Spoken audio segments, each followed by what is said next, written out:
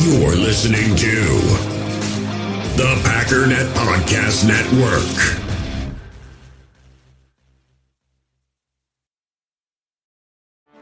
Get ready for the greatest roast of all time, the Roast of Tom Brady, a Netflix live event happening May 5th.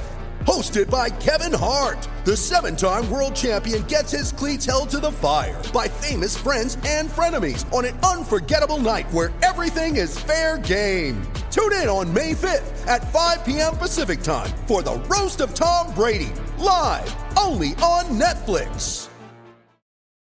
You ready? Showtime. On May 3rd, summer starts with The Fall Guy. Let's do it later. Let's drink a spicy margarita. Make some bad decisions. Yes! Audiences are falling in love with the most entertaining film of the year. Fall Guy. Fall Guy? Fall guy. That's what the poster said. See Ryan Gosling and Emily Blunt in the movie critics say exists to make you happy. Trying to make it out? Nope. Because I don't either. It's not what I'm into right now. What are you into? Talking. Yeah. The Fall Guy. Only in theaters May 3rd. Rated PG-13.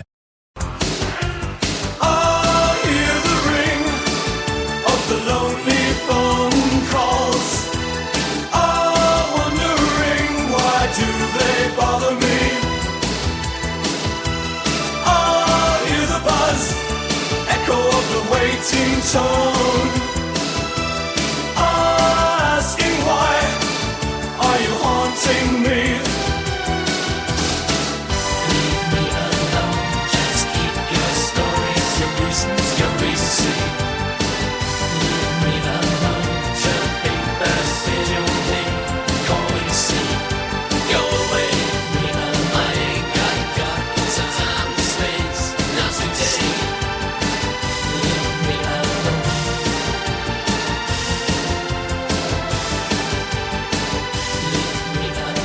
Ladies and gentlemen, welcome to Packernet After Dark.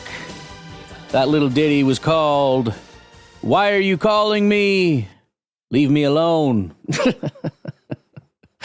Oh, I make myself laugh. Welcome to Packernet After Dark. This is the call-in show of the Packernet Podcast Network. If you'd like to call in, the phone number here is 608-501-0718. New callers go directly to the front of the line. We don't have any new callers today. But what we do have is Pedro from Brazil. Hey, Ryan, it's me, man. Pedro, the head from Brazil. What's up? What's up? So, I got curious about the robots draft that you made a couple of months ago.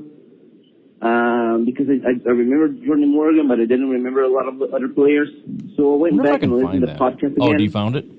I'm going to tell you, the robot may not have got on point on the players, but he got pretty close on the position. You know, first round was Jordan Morgan, so yeah, nailed it.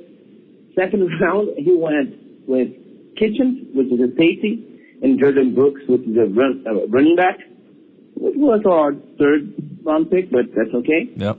Then he went linebacker on Junior Colson and offensive line on Christian Mahogany.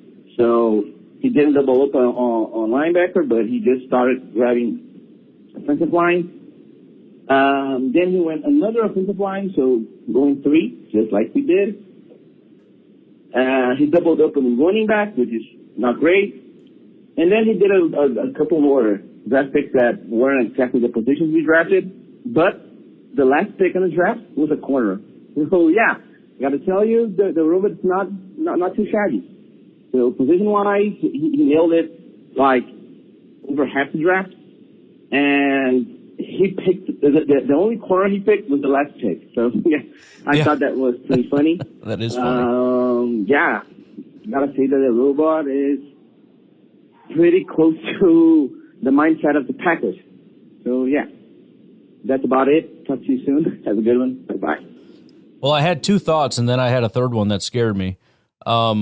Number one is that the robot did a better job than me, which is great. My second thought was maybe the robot really is pretty smart.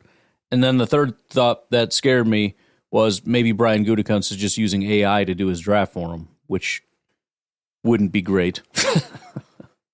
I'm kidding. I know I know he would never. That's hopefully not the thing. All his scouts and everybody's in the room. He's like huddled up in the corner, got Chat GPT pulled up. Robot, what do I do? Hey, Ryan, this is Daniel from Milwaukee. I'm listening to your podcast Not sure why that's so quiet. I don't think that's on my end. Sorry about that. right now about the Bears picking up Caleb and how it's not that special. I'm agreeing with you. And, I mean, it's like you got 4 picks going into the draft. You know, that is a negative. Right. And they should be counting that as a negative. Right. I seen a post on Facebook. It was so funny. Basically, it was a Bears page putting Keenan Allen for like their round 4 pick and Montez Sweat for their round 2, saying like, yeah, the Bears had a great draft. You know, and it's like, dude, you guys are really trying to justify paying like $50 million plus a year this year just for 2 picks, well, that you guys gave up.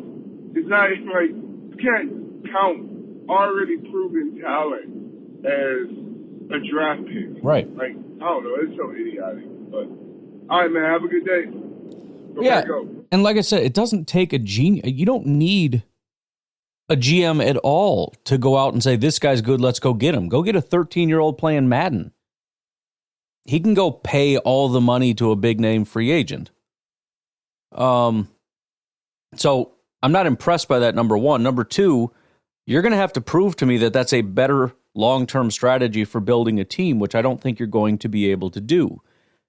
Again, we can't just pretend all things are equal. Like, well, we don't know a second-round pick would be good, but we know this guy's good. First of all, you don't know that he's good. Second of all, he's older, so you're going to have less time with them. You're not getting a 22-year-old. You're getting a 28-year-old or whatever it is, 27-year-old. And you're also not getting 4 years of a rookie contract.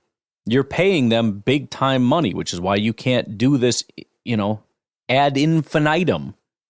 This is so whatever.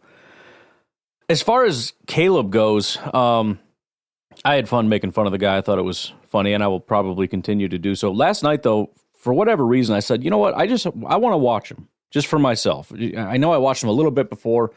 I just want to watch a game and see just kind of honestly what I think of the guy. I didn't get to watch a ton, and maybe it might have been one of his bad games, to be honest. I didn't see him throw a pick or anything, but it was against Washington. I know it was Notre Dame, and one other game was bad. It might have been Washington. But I was trying to pick a game where it was actually a decent enough team, not just some, whatever. And my takeaway was largely what I've heard some of the knocks, and that is he's good out of structure. I don't see that he's very good in structure. And my personal opinion on quarterbacks, and I don't know that anyone's been able to, anyone in terms of any quarterbacks that I've seen been able to necessarily disprove this, you have to be able to work in structure first. Out of structure is a bonus. Out of structure stuff is when you can take a good quarterback and become an elite quarterback. And I think Caleb Williams has that.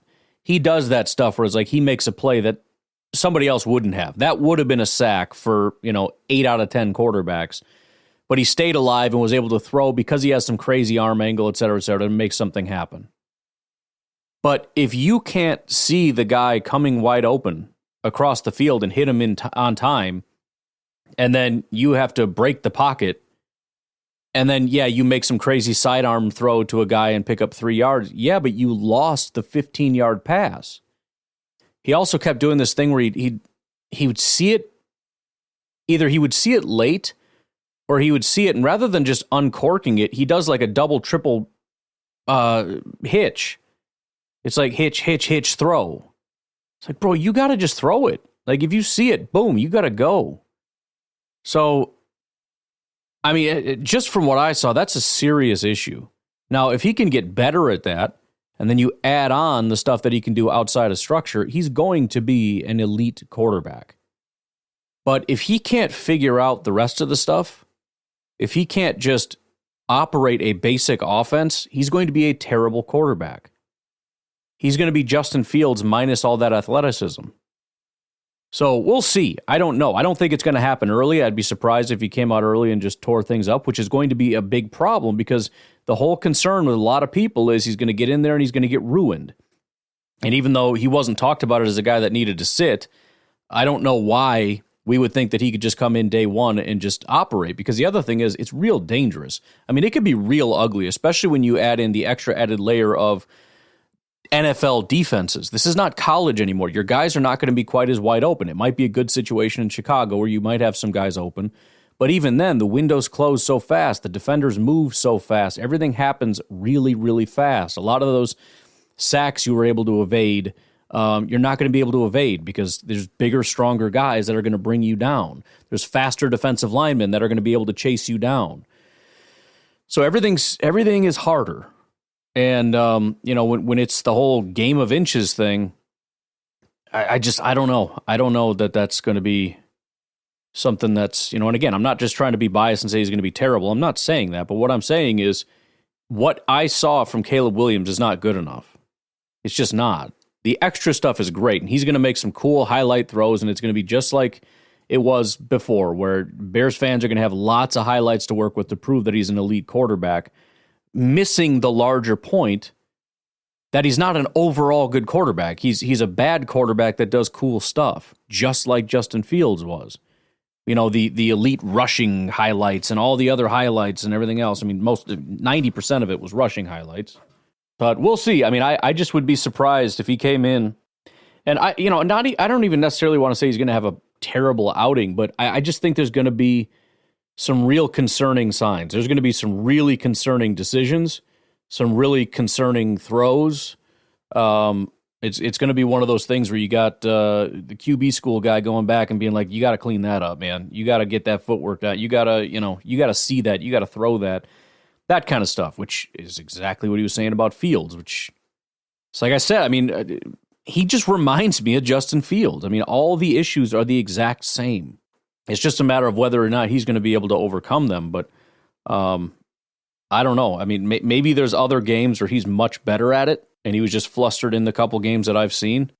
But he's, again, I was looking for that. I wanted to see anticipation. I wanted to see throwing on time. I wanted to see throwing in rhythm, and he doesn't do it. I saw Bo Nix do it. I saw our guy Pratt do it. Caleb did not do it. And I just think that that's critical if you're going to make it work in the NFL. But we'll see. We'll see. He's a super gifted guy, though, that's for sure. The stuff that he can do, the power he can generate from just ridiculous, running to the sideline, just flick of the wrist, throws it 10 yards. Some of that stuff is pinpoint accuracy. I mean, he's a scary guy, but I don't think he's an NFL quarterback yet. Hey, buddy, how you doing? Good. Val from Madison. What's up? Loving going through. I love after the draft to just sit down and just watch highlights of everybody and get yourself pumped up. And I'm still watching Kalen King, and I just like the way he plays. I could understand that maybe there's some limitations there, but jeez, he's fun to watch. I constantly remind myself that, it's not necessarily the finished product that you're seeing isn't the player you're trying to get. You're trying to, they're trying to pick somebody for the skills they have and how they project into the NFL, And I think that's a little bit tricky. But one of the people that I was initially like most WTF about during the draft, Evan Williams. I'm like, who? Sure. What? I didn't understand. I never heard of him. So I watched the Oregon. There wasn't the whole game, but it was a pretty big cut up of the Oregon USC game. Okay. So I watched that, and I watched Evan Williams, highlight package, and then went back to his, was it Fresno? Before he transferred to Oregon. Man, I really like this guy, and I absolutely get it. And I understand, like, he's 100 and some picks earlier he was taken in consensus, but after watching it, I 100% get it. Yeah. I see a guy. I mean, honestly, for me, Evan Williams and King are very similar to me. It's kind of iffy. I think for Williams, it's a little bit like he seems, I don't know if undersized is the right word because I don't remember his height and weight, but, the physicality, that's the wrong word. he tries to be physical. It seems like maybe there's a little bit lacking in terms of like follow through and whatnot, the ability to physically bring guys down and whatnot. But I love the heart and the effort and the willingness to be violent. Very, very similar in terms of maybe there's limitations. Maybe the coverage isn't quite there. Maybe, I don't know. But this dude is going to go out there and bleed on that football field, and he's going to leave everything out there. And you know what? I will always respect guys like that. Always. And that's sort of my issue with, like, Quay, for example. And again, maybe it was Joe Barry's fault. I don't know. But it's like, just frickin' go. Just do something. Don't just stand there. I'd rather you attack and miss, like Jair. I think it was his second year, because I think his third year was his big breakout year. So I think his second year was the year that he was really coming into his own. But one of the mistakes he would always make is he'd try to jump passes and he'd get killed on double moves, right? Something he needed to learn. But you know what? At the same time, I didn't mind it as much. It was a little frustrating, but it's like, number one, he'll learn. Number two, he's losing being aggressive. He's losing trying to, and sometimes it did work. Sometimes he jumped routes and everything else. So I appreciate that. Don't lose by just standing there. Don't get a C grade by not trying. Come up and miss a tackle, right? Darnell Savage coming downhill and throwing his entire body into a guy and kind of bounces off him. Like, it's freaking embarrassing. But at least you're doing that as opposed to doing the whole hockey goalie thing where you're like skating backwards trying to block it. Like, oh, don't go this way, don't go that way. Just drives me nuts. So yeah, I'm similar with Evan Williams. It didn't take long. We pulled up his highlights on stream after we drafted him. It really was not hard to see the appeal. It takes awesome angles. Like, you watch him and he's just really smart the way he assesses his attack angles. He doesn't make a lot of bad decisions in that regard. And yeah, man, he is a punishing defender. The way he tackles guys is different. The way he finishes tackles is different. I love this pick. And I would have never thought that. When they took him, I'm like, all right, here's another developmental guy we never heard of. I'm not so sure. I love this pick. I love the physicality this guy plays with. I think this is going to be a very useful player for us immediately, especially on special teams. Immediately on special teams with how he plays. But I think he's going to contribute on defense the first year. And I like him a lot. I just do. I think he's a sure tackler. And if I'm not mistaken, he was the captain of the defense. Is that right? But I really like this player. He has actually jumped Oladapo for me almost immediately after I watched a little bit of him, which is saying a lot because I really like that player. Hey, one other thing I wanted to ask you, though. What do you think the chances are that Marshawn Lloyd's going to play special teams as returner? Because you watch his game. Yeah. Gotta think that would translate really well into this new system. Yep. Like, just you watch it and I can just see it. I want your thoughts on that too. Thanks, buddy. Well, that makes perfect sense. I mean, obviously everybody's going to be real upset because it's like, no, we already got a guy. I know Christian Watson's dad, when I commented on that, he didn't really like that suggestion either, saying, no, Keyshawn is perfectly suited for this, and he probably is. That's fine. I hope he is, because we got a good one. But as things change, and the idea is you're looking for more of a running back skill set as opposed to a wide receiver type of skill set, you do wonder, and especially since he's not expected to come in and be RB1 right away, it's a good way to kind of get him on the field and get him to kind of do some of that stuff. Now, it could be RB3 that ends up taking some of those snaps. I think it'll be a fun competition. It's going to be fun in general, just seeing how the Packers adapt to this and being able to see the kickoff in action. But yeah, getting back to the Evan Williams thing, the hardest part I have is, what is he going to do? I mean, if we're forcing Bullard into the slot, which, if I'm being honest, I don't necessarily think that's going to happen. I think Bullard is going to be sort of that number 2 safety next to McKinney. Now, there will probably be other packages that Williams could potentially be involved in. There's a question of, what do you do in dime, right? So now we need kind of like 2 slot. Could Williams be the other slot? Could Bullard come down and then it's Williams. I don't know. I don't know if maybe they could possibly do a thing in which, we need 3 linebackers. Could the third linebacker be a safety? I know we obviously have 2, and we all assume that McDuffie is going to be 3. But again, certain packages, depending on this, that, or the other, 3rd and 20, could we possibly put another safety on the field?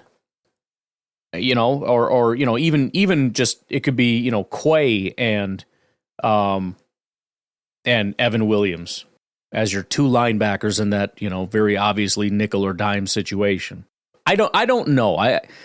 I hope he's good enough that they try to force him on the field, I guess, is the first step. Let's hopefully establish that he's going to be that dude.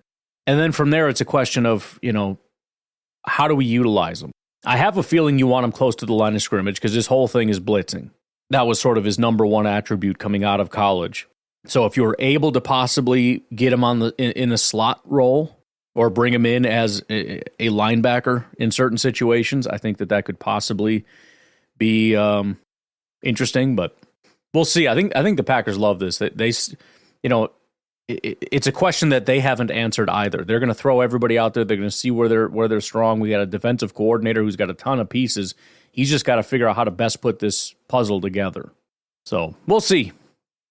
It's suddenly become a really tough room to crack. That's for sure. If you're a DB, specifically a safety, it's going to be tough to get on the field. But anyways, why don't we take our first break? We will be right back and hear from Garrett in Southern Illinois. By the way, I've only got one of the respondents to reach out to me. I believe it was Jamie 1010. So Eli from Duluth and 305 Mike McGee. You got to hit me up, man, because I got Fogo waiting in the wings. I don't want him to disappear on me and be like, well, I guess they don't want our steak. So please reach out. If anybody knows who 305 Mike McGee or Eli from Duluth is, have them hit me up. Please, please, please. I keep forgetting to do it at the very beginning. I'll try to get back on social media and throw that around as well. But if I don't hear from you pretty soon, there's going to be one winner.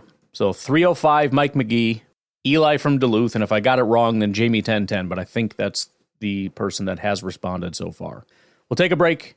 We will hear from, Garrett in Southern Illinois when we come back. We all have smartphones, and we all know they're pretty amazing, but they also can be amazingly distracting, especially when we're around other people. So US Cellular wants us to reset our relationship with our phones by putting down our phones for $5. That's right, a company that sells phones wants us to put down our phones. And to see what we find, learn more at uscellular.com/built for us. Passion, drive, and patience. The formula for winning championships is also what keeps your ride or die alive. eBay Motors has everything you need to maintain your vehicle and level it up to peak performance. Superchargers, roof racks, exhaust kits, LED headlights, and more. Whether you're into speed, power, or style, eBay Motors has you covered. With over 122 million parts for your number one ride or die, you'll always find exactly what you're looking for. And with eBay Guaranteed Fit, your part is guaranteed to fit your ride every time or your money back. Because with eBay Motors, you're burning rubber, not cash. With the parts you need at the prices you want, it's easy to make your car the MVP and bring home huge wins. Keep your ride or die alive at ebaymotors.com. Eligible items only. Exclusions apply. Mother's Day is around the corner. Find the perfect gift for the mom in your life with a stunning piece of jewelry from Blue Nile. From timeless pearls to dazzling gemstones, Blue Nile has something she'll adore. Need it fast? Most items can ship overnight. Plus, enjoy guaranteed free shipping and returns. Don't miss our special Mother's Day deals. Save big on the season's most beautiful trends. For a limited time, get up to 50% off by going to BlueNile.com. That's BlueNile.com. With threats to our nation waiting around every corner, adaptability is more important than ever. When conditions change without notice, quick strategic thinking is crucial. And with obstacles consistently impending, determination is essential in overcoming them. It's this willingness, decisiveness, and resilience that sets Marines apart. With our fighting spirit, we don't just fight battles, we win them. Marines are the constant our nation counts on to fight the unknown. And through adaptable problem solving, we do just that. Learn more at marines.com. Pack Daddy, I wanted to wish you happy 2000 episode. Thank you. Man, it's hard to believe, man. Time flies. I can, strangely enough, still remember some of those episodes where the now infamous cricket in the corner chirping away when you would pause for a moment. And, man, those were the good old days. I wish there was a way to know that you're in the good old days when you were in the good old days. But anyways, when I come to think about it, 2,000 episodes, and how many times I've called into your show, I think I've probably called you more than my wife. That's insane, man. Don't tell her that. That is insane. Well, here's to another 2,000 more episodes and more AI songs about a cricket that made me tear up. Bro, yes. And go back to... I think you're the second person that said that, and I'm not going to lie. I listening to the song, I didn't cry, so you can shut up right now. But what I am saying is that there was a part of me that got a little bit in my feels. And I was like, I don't think I want to tell anybody that, because it's like, that's stupid. This is a fake robot song about a stupid cricket. Like, you're an idiot. But now after 2 people have said that, I think it might have even been you on Twitter, which would make it 1, but we'll call it 2 so that we feel more not alone in this. Yeah, that was, I enjoyed that. It was talking about, like, in the lonely basement. I was thinking about my old basement and whatnot. I don't know, man. You know, good old days. I got to go back and find that song. I gotta make sure I don't lose any of these songs. I got to start putting them somewhere. I got to get a folder for all my songs and just stash them. Got to make a record. I wish there was somewhere I could put them other than YouTube. I'm not allowed to put them on like Spotify and stuff because I'm not license holder enough to be able to like sell it or make money off of it. But it would be cool to just put it in a record where people can listen for free. And again, I don't want to put it on YouTube because then all of my YouTube is just like these weird songs. And people are like, what the heck is this? What kind of Packers content creator is this? It's a song about a cricket? I don't get it. I don't know. Figure something out. I have to start a new YouTube channel. Hey, Ryan, it's Jersey Mike. Hey. So, the draft just did a thing for me. And I wanted to talk about it, but I didn't know how to word it. Okay. I still don't know how to word it. I'm happy? I'm meh right now. Okay. I'm really meh. Sorry about that. How do I put this? I loved every single pick. Okay. Now that I look back. I am appreciative of how freaking smart Brian Gutekunst is, because let's be real, without him, we're nothing. This team is not where it's at today. He's just done a masterclass job. But the reason I'm meh is one thing and one thing only. It should have been happening for years. I don't know why we haven't been drafting like this. I don't know where. How do I put this, man? I am all discombobulated and stuck on my words. That's why I haven't been calling in since the draft happened. I'm stuck. There's some head scratchers there that aren't really head scratchers. Sure. And I'm really more concerned about who's going to do what.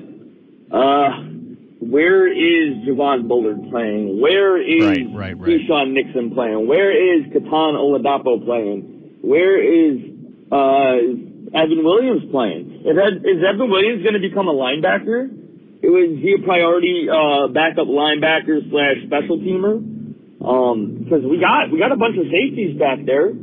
So I don't know. What's going on with Tyron Hopper? I mean, is he starting over McDuffie? Is that the plan, or is he just a backup to what's his face? Edwin Cooper. You know, like is Quay playing Mike? Who's playing Mike? I mean, I'd have to assume that Quay is playing Mike. dude, Gutekunst has left me with so many damn questions, and we're not going to get an answer to any of them until the season, actually starts. And I'm going nuts. I am going insane. I'm so, because if you tell me that Javon Bullard is in the slot, Keyshawn Nixon is relegated to being the backup in the slot / I don't know. Hold on, let me call back because I gotta go in depth on that thought. Yeah, we'll get to part 2 here. I guess I view it as more exciting. I'm excited to see how this all gets sorted out. I did mention that it's going to be hard to get on the field. I hate to say that the Packers do that scatter shot thing where they draft 3 for a position of need or whatever with the intention of guys failing, because that feels like a freaking loser's mentality, right? No, all these guys are going to be great. But as much as we talk about, hey, having too many of this is a good problem to have, has that ever happened? Have we ever had it where we draft, 3 running backs and it's like, hey, if they all hit, gee golly, I guess we're in a tough situation with so many good runs, but they never do. Right? When we take 3 offensive linemen, one of them hits, he plays, the other 2 go bye-bye. And maybe this is the year that breaks that. We just got too many good guys and it's hard to get certain guys on the field. But generally speaking, what you're going to have is, Bullard will probably play just because he was taken fairly early. I do think he'll play safety because that's what they drafted him to be. It's possible he plays in the slot, especially if the other guys, one of the other 2 is really, really good and they want him to play safety. They may have to put Bullard there. Mentioned before, it could be sort of a hybrid situation. I don't know. But, more than likely, some of these guys just aren't really going to pan out. And we'll look at it and go, well, maybe they need a year. Maybe they'll be better next year, et cetera, et cetera. But you'll have just enough guys to start. Of the 3 safeties, one of them will be a starter at safety. And then we've got our corners, and it's going to be Jair. It's probably going to be Stokes and Keyshawn. That's what it's going to be, unless Stokes can't play, then it'll be Valentine. And then, as far as offensive line, we got a guy that's probably going to play tackle. That's what he was drafted to do. We'll see. If he doesn't, he can play right guard. And then the right guard competition is going to be an unfortunate one of a, mid-ish, late-ish round rookie and Sean Ryan, who is battling to prove that he can start, and it's been a rough battle. It's going to be a much more boring resolution than I think we probably expect. The linebackers, most likely, although it is possible that that's another outlet for these safeties, if they end up performing better than McDuffie, especially in more pass-centric situations or whatever. Obviously, we don't know about who's playing Mike, who's playing Will, whatever. I've kind of voiced that before. I wouldn't be surprised if in my mind, Edgerrin Cooper is the Mike. I don't mean that to be, it doesn't need to be anything. I just feel like I like Quay at strong side linebacker. I like putting him in a situation where you say, these are your handful of responsibilities. Sometimes we're going to send you on a blitz and you go kill the quarterback. Sometimes I need you to just set this edge. And I think he can handle that. And then, sometimes you're going to be in coverage against this tight end. And we'll see how he can do with that, carrying guys up the field.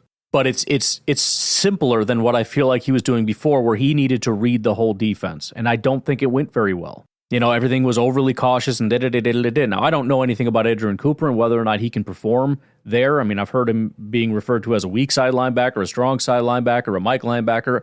I've said before, I think he's one of the few that can actually handle all of those. Now, there's a mental component that I can't speak to for really any of the linebackers, but I'm going to default to Edgerrin Cooper just because we haven't seen him, and he seems to be an intelligent player to me.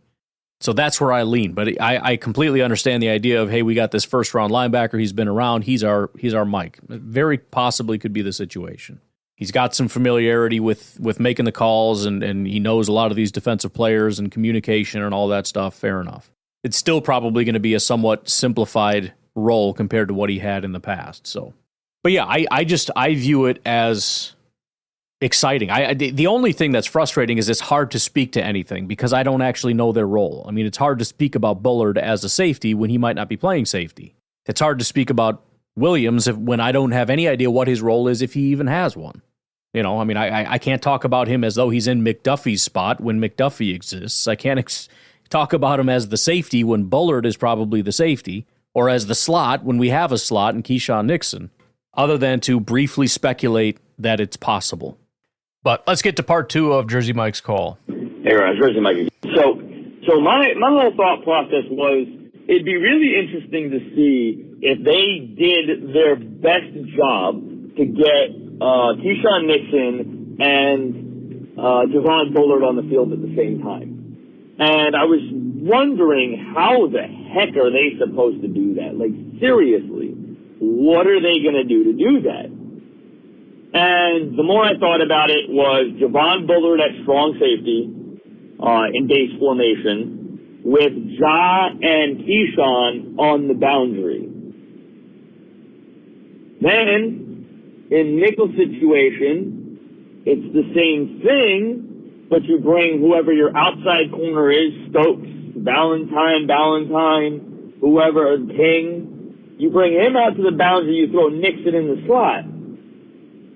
Then, you go to dime personnel, you got Nixon and Bullard in the slot. Right. With Katano Ladapo or Evan Williams at strong safety. Right. What happens if Evan Williams is a linebacker? Do we even see him play safety? I mean, like, these are questions that I would love to know the answer to, because there's some seriously interesting situations we could find ourselves in with some really, really weird packages. And I think it was Pedro or somebody was mentioning just how much, it wasn't Pedro, maybe it was, whoever, was mentioning how much these guys blitzed in college. And if that was something they were looking for on defense, the answer is yes, absolutely. They wanted to know that these guys could blitz. They wanted to know that these guys could get the job done. That's as simple as that. And I believe that they found guys who can do that. And I think they can teach them to even be better than what they are right now. So I'm excited in that regard. But dear God, somebody give me insight so I don't lose my mind. Anyway, great stream, Brian. I really appreciated all the draft coverage. It was good. Got nice hanging out with you guys, talking about my secret Ho deodorant, where I need to apply it, straight up my arse. Okie doke. Anyway, on that note, go.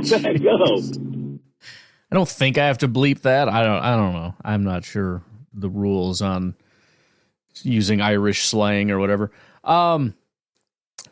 Is that Irish and Scottish that say that? I think so. I don't know.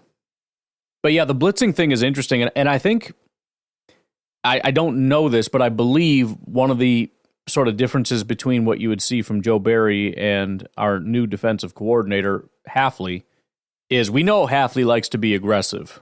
And part of that is blitzing. And obviously you bring pressure on every single play. I mean, it's part of what you do. You get your guys upfield. But I think Joe Barry tended to be, even though it seemed like he kind of ramped it up toward the end. We saw Quay coming on more blitzes and whatnot. I feel like it tended to be more, that Vic Fangio style of just a traditional defense. Your edge guys run off the edge. Your interior guys come in the interior. We do some stunts and twists here and there. I believe with Hafley, you see more of that philosophy of somebody's coming and you don't know who it's going to be. And if that is going to be kind of an emphasis, it makes sense where it's like we need to find linebackers who can blitz. We need to find safeties who can blitz. It's a component of what we need to see is other guys that can get home, because we're going to be doing that. And again, it's one of those things where what are the things you need that we don't have to be able to run your defense? And that could absolutely be one of them, because it hasn't necessarily been a priority. So, I can still run a defense, but if you want me to run it most optimally, I need guys, if I want to send the slot, I can send the slot. If I want to send the corner, I can send the corner. If I want to send a linebacker or a safety from deep, or bring the safety up to the line and bring them, or, all these exotic type of things, they only work. I mean, it's cool conceptually, but they only work if the people can actually execute what they're being asked to do. Otherwise, you're being cute for the sake of being cute. And then you get the crap kicked out of you because you send somebody on a blitz that doesn't get home. And essentially, you just dropped your defense down to 10 men for the sake of being aggressive. No, we need to actually do things that make sense, and we need to do them at the right time, and we need to have the right people to do the job. And the more people that can do it, the more creative and disguisey we can be. Because if we got like this one blitzing safety, I wonder who's coming. It's the same freaking guy every time. You know, we send some other inept people who can't do it once in a while to keep you on your toes, but they're not on their toes because that guy can't get home anyways. So I'm going to dig into that a little bit more. We might talk about that tomorrow on the podcast. I want to see, I know on the Cheesehead TV draft guide, Dusty Evely did a whole thing on Jeff Hafley's defense. I did not read that part. I know I kind of started skimming it a little bit, but I want to dig into that because, you know, these are always things that we're obsessed about for a little while, and then we move on to the next thing. It's like you talk about the kickoff rule. I'm like, oh, yeah, the freaking kickoff rule, dude. And then we talk about this, and I'm like, oh, yeah, Jeff Hafley, and like the stuff that like the blitzing and the you know what I mean? You forget, and then you get excited all over again. All right, let's take our final break. We'll be right back. Have you ever experienced turbulence on a flight and wondered why? And you can see all the terrain around you. You've got no issue with visibility or anything? No, everything's PG. Maybe you've sat on the tarmac for hours wondering why your plane isn't moving. Well, we're outside here. They're saying the ramp is closed. They won't let us park because of Air Force One. Listen in on the conversations between pilots and air traffic controllers on the Air Traffic Out of Control podcast. 512 Whiskey declaring an emergency. There's smoke in the cabin. I need to make a landing right now on 31 left. We have the most interesting, wild, and funny ATC recordings you will ever hear. Check out Air Traffic Out of Control wherever you listen to your favorite podcasts.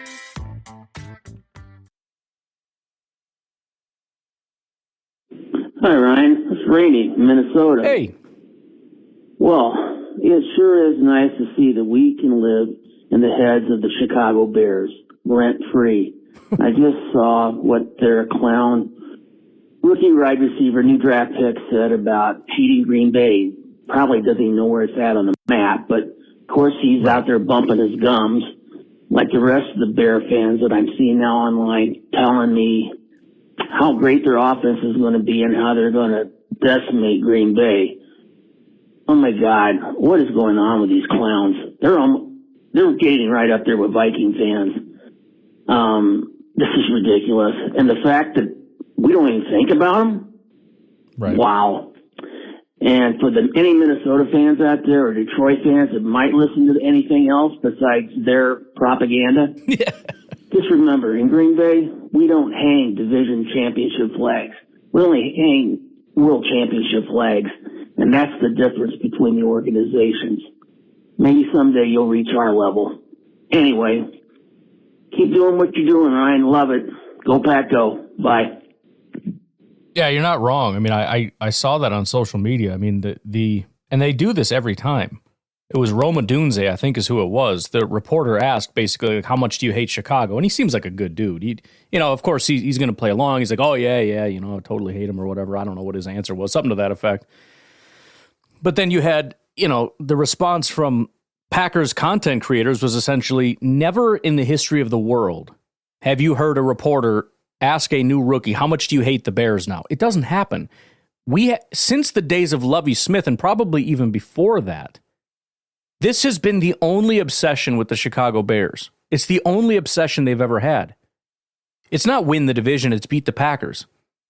I mean, remember, that was Lovie Smith. When he came in, we're going to beat the Packers. And I think they've had multiple players and coaches say that since. And it hasn't really happened.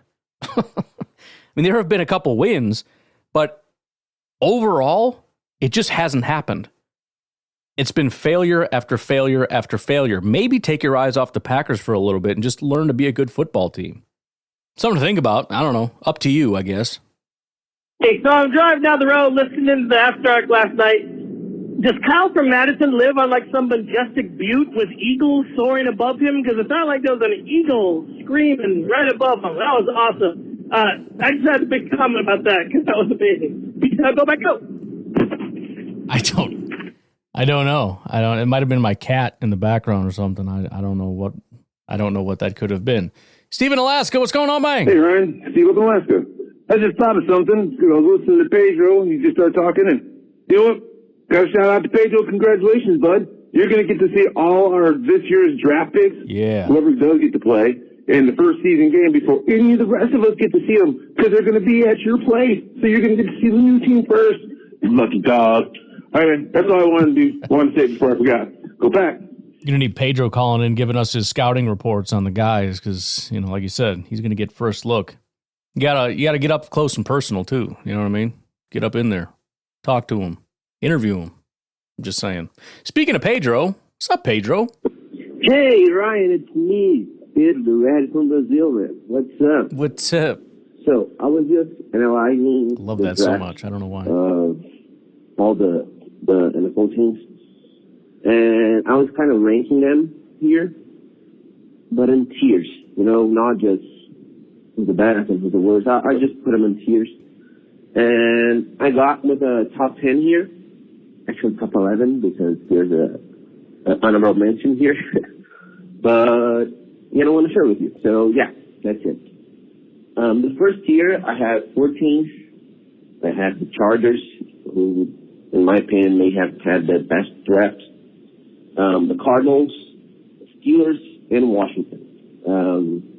I just want to point something out. I didn't look that much on trades and stuff. I was just looking more for the picks. So, yeah, that's kind of my first tier. And my second tier, I have the Eagles, the Saints, the Packers, Baltimore, Bengals, and Vegas. So, yeah, I think that these were the best draft classes. And the honorable mention that I talked about earlier is the Texans, which I think did a pretty good job, not as much as these other teams, but, yeah, I do think that those are the best draft classes. Draft picks, actually. Yeah, what are your opinion? Well, yeah, talk to you soon. Have a good. Bye-bye. Yeah, the Texans are actually pretty interesting. I should take a look at what some of these teams have done. It'd be interesting to look at, for example, you know, the 49ers, the Rams, teams like that are kind of in our division. Seahawks, I think people were kind of bragging up the Seahawks. I'm not positive. I haven't looked personally enough to give a thought on what you're saying. I usually just don't care enough, but it would be kind of interesting. I suppose I could do that for an episode. It would be a little bit labor intensive. I'd probably just have to do it the lazy way like everybody else. Obviously, an A goes to anybody that traded with our idiot NFC North rivals, just for the trade value that they were able to fleece away from these people. Could be interesting. I don't know how many people would care, but be worth at least giving the exercise a try. As I criticize everyone else for doing it, I'll jump in the fray. But yeah, I know. I mean, the Texans obviously knocked it completely out of the park. Getting C.J. Stroud and then some. I think the last couple of years have been pretty solid. Similar to the Packers, but obviously you get a guy like, well, I mean, we got Jordan Love. That was a few years prior, but still, it's definitely interesting to look at and wonder, where are they at, how they doing. What's going on, Ryan? It's Carson Caldwell from Cleveland, Ohio. What's up, man? And I just wanted to call because I was just listening to your podcast about ranking the NFC North's draft. Yeah. And how the Bears are saying you know that Caleb Williams is going to be good. You have to know that he's going to be good. You have to know that Rome Odunze is going to be good. You have to know all these things. And it sounds the exact same as last year when everyone was like, you have to know that because you guys lost Aaron Rodgers, you're not going to be good. You have to know that Jordan Love was bad. You have to know that the Packers are going to fall off. You have to know all these different things. Exactly. And they were wrong, and they're going to be wrong again. And can Caleb Williams be good? Yeah. Can the Bears be good this year? Yeah, I think they could win 9, 10, maybe 11 games if it all works out. But if Caleb Williams is like a top 12 quarterback, I think the Bears could be pretty solid. But the thing is... Maybe this is what you're going to say. If he's a top 12 quarterback, he might be the third best quarterback in the division. So it's just the absolute stupidity of Bears fans saying, we're going to go to the playoffs, we're going to go to the Super Bowl, we're going to win the division, we're going to do all this. When the Lions and Packers clearly have better teams, clearly have less holes to fill, clearly are more experienced, and it's just not going to work out for them. So I hope they keep saying that so that when the season comes around, they're just disappointed. But, yeah, I'm excited. So 128 days till football season, and can't go any slower. So see ya. Yeah, I don't know how many times I have to say the same thing over and over and over. And you're right. This is the exact same thing. You're delusional if you think the Packers aren't going to fall off. You're out of your mind. You're delusional.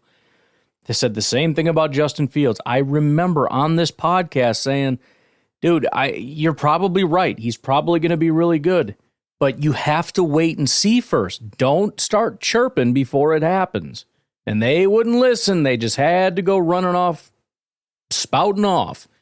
Everybody knows we're taking over the North now. And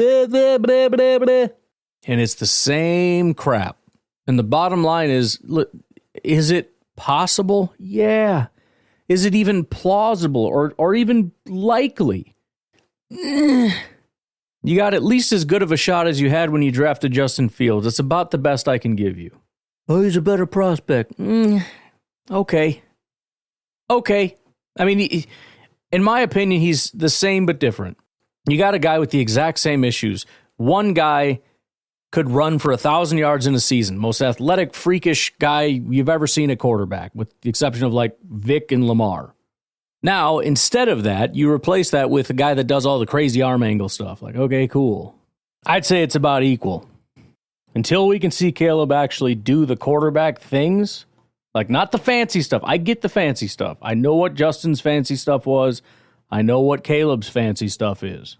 What I don't know is, can they play quarterback in the NFL is the caveat, because Justin and Caleb both were pretty good in college, right? Although I think Justin was better, and when you look at, for example, success, and also, I mean, PFF, I think, liked him a lot more. But, you know, leaving all that aside, better offensive line, wide receivers, whatever. You just gotta prove it, right? That's all I'm saying. Just wait. But and listen, first of all, Bears fans are just different. At least the ones on social media. They're stupid. They just hype things up, right? And I think they know it. I think half of them are just trolling at this point. Secondarily, though, if you don't do it now, you're never going to be able to do it. And maybe that's what's evolved for them. Because the meme is true. The Bears win the offseason every year. So if you're not going to be all in the offseason, then when are you ever going to win? If you're like, well, let's wait and see, you're never going to enjoy anything. So you got to be all in. We're going to win the Super Bowl. It's going to be the greatest, whatever. Because it's the only time that you're going to have that feeling. Because as soon as week 1 rolls around, all that goes to zero. So anyways, I'm going to get out of here. Thank you guys so much for your calls. I will talk to you tonight, tomorrow, whatever. Have a good one. Bye-bye.